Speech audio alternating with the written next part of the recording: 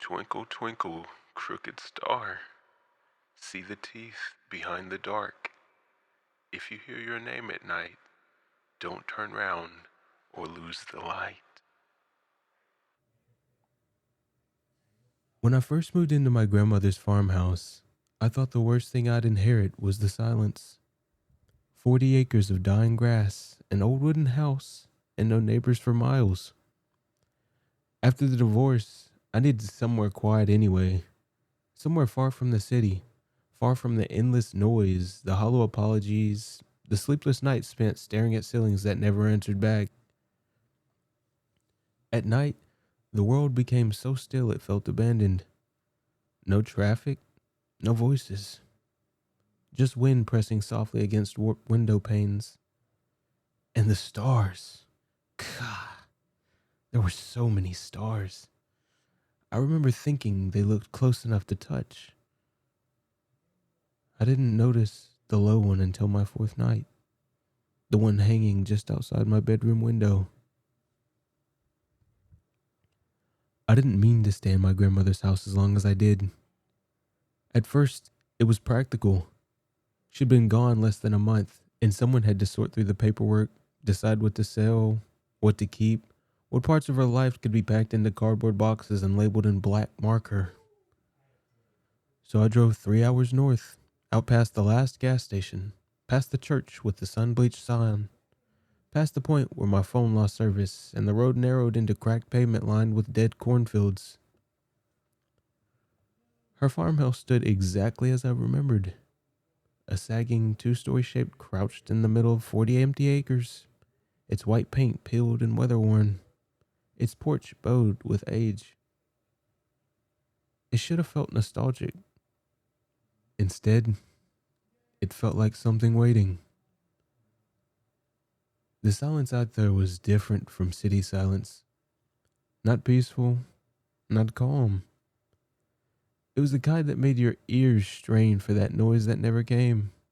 The kind that pressed so heavily against the walls you could hear every settling creak, every groan of old wood, every soft breath you took. The first night, I barely slept. Not because anything happened, just because the quiet felt too wrong.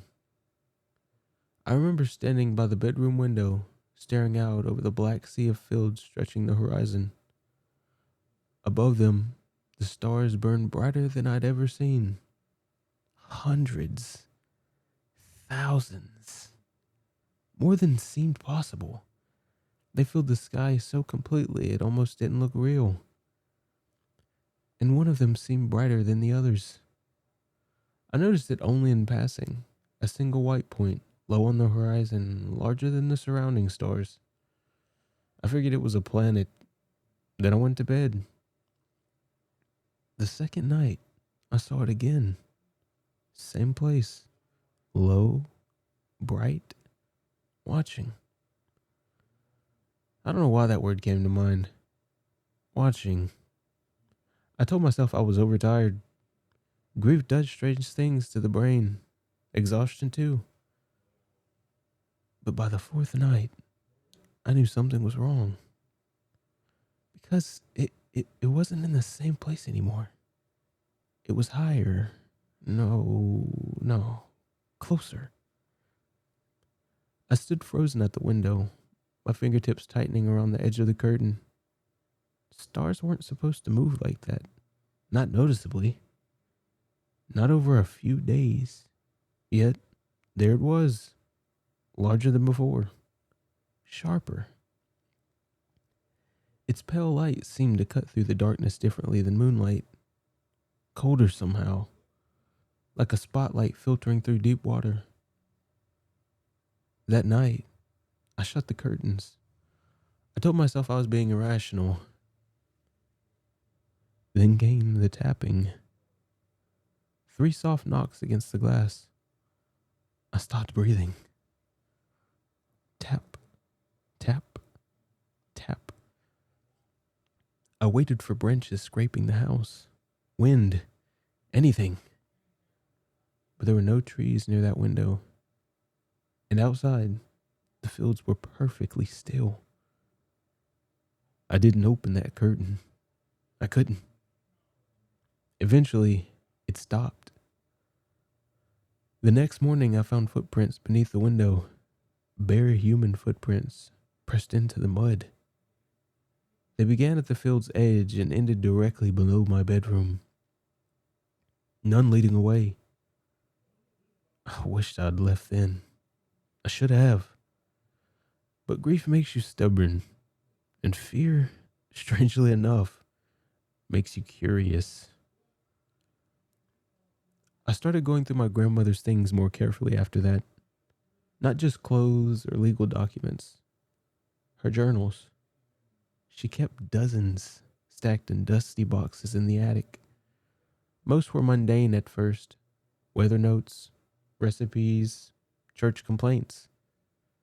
But then, about 15 years back, the entries changed. August 14th, it waits above the north field. September 2nd, I made the mistake of looking too long. September 19th, the low star is closer now.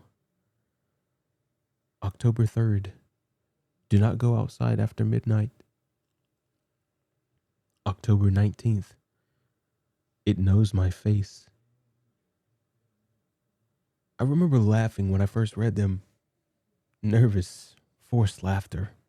The kind you use when your stomach suddenly feels hollow. I wanted to believe dementia had taken her mind. That seemed easier, safer. Then I found the final entry. No date, just 4 shaky lines. If you see it blinking, it has opened. Keep the curtains shut. Pretend you do not hear your name. That night, I nailed the bedroom curtains closed. I didn't care how insane it felt. By then, the star had become impossible to ignore. Even through cracks in the wood, its light seeped inside. Thin, white, searching. At exactly 3:13 a.m., I woke to whispering. My eyes snapped open. And at first, I thought it was the house settling. Then I heard it clearly. My grandmother's voice, soft, quivering, from outside my window, saying my name. Come look.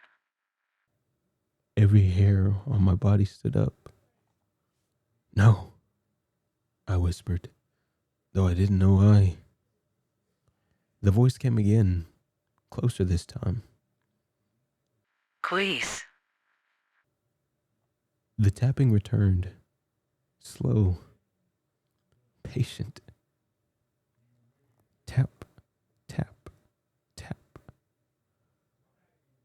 I buried myself beneath the blankets like a terrified child, my heart hammering so hard it hurt.